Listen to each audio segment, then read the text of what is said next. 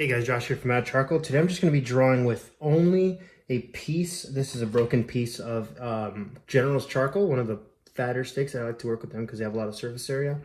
I'll use a smaller one. This is the only thing I'm going to use besides a kneaded eraser just to make some highlights and whatnot when I need it. But other than that, it's just going to be this piece of charcoal. This is all you really need to make a finished drawing. Here's my reference that I'm working with. And so let's get right into it. I like the shadows in this reference and the shapes of the light and the angle. That's why I picked it. I'm going to start off with sketching where if I squint, wherever I'm squinting and I see a big dark area, I'm just going to block that in. Not complicated, not overcomplicated. I'm trying to get my angles right and the shapes of the shadows accurate. Work the large shapes before you work the smaller shapes. A lot of people get really caught up in what materials you work with, and really you don't need anything specific. Obviously it can make it easier, or it can make you do things that you can't do with other things, but in my opinion you can draw good with just the very basics. It's all about your skill and what you have in your mind. It's not so much about what materials you have, because you can hand a normal person that's not an artist a master set of oil paints, and it's not going to make much of a difference for them. They're still going to not be able to make a master painting, right? But you can sometimes hand a master artist one little object or piece of material, that maybe a piece of burnt wood you found in a campfire, and hand them a piece of paper and he could give you a masterpiece. So it's all about you. It's all about how much you're willing to work and learn and grow as an artist to be able to make something that is beautiful, that is masterful, well thought out, nicely created piece of art. I'm gonna use my hand to just blend some skin tone in there. Lovely. Okay. Establish some more of those shadows. I'm using this edge of my charcoal here because I think that it's nicer. It's almost like painting.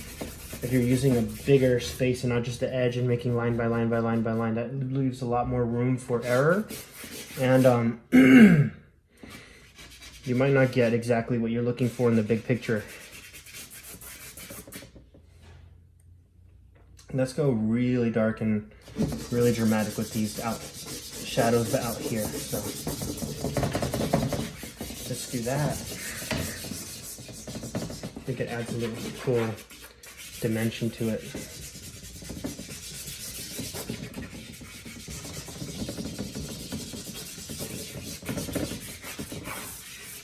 Makes it a little more interesting, don't you think? We could blend it in, break these edges up.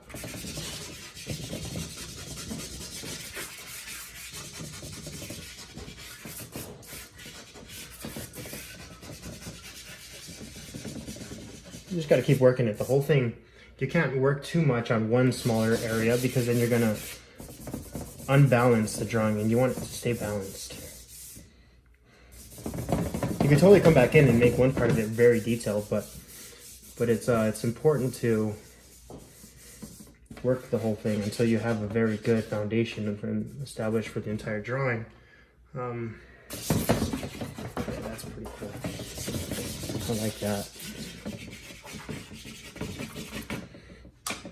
There's an artist I really like. His name is he goes by the name Gorilla Brigade on Instagram. He makes some cool charcoal drawings that inspire me sometimes, and sometimes I take a little bit of his technique and steal it from him, because I steal from artists I like sometimes, technique-wise. It's a little bit less realistic than he usually does. I'm taking this kneaded eraser now. I am popping in some highlights that I lost, so that I can make it a little more dramatic and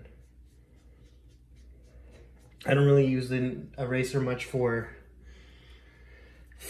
mistakes, because mistakes can be worked through. You can't work too dark right away. That way you can draw over your mistakes without needing to erase. But if you could pop in some more highlights that otherwise you wouldn't be able to have with a kneaded eraser. I count it as, it's technically another material, but it's really nice to have.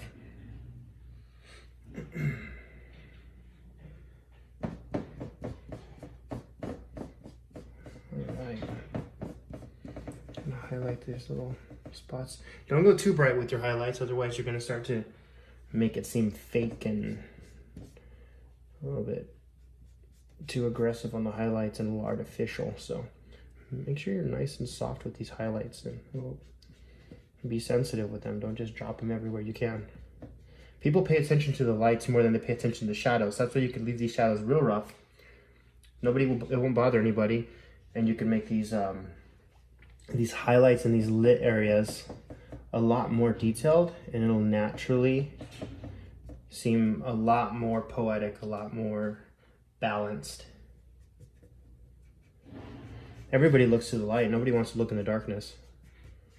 So you can get away with scribbling darkness and beautifully imitating the light.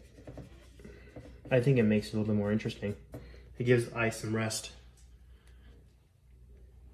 Yeah, but might come back in a little bit with a piece of charcoal again and just clean up some of these edges and these details just a little bit. It's a bit of a dramatic light. Not too many soft shadows. They're all pretty harsh. But I'm liking the way that it's communicating.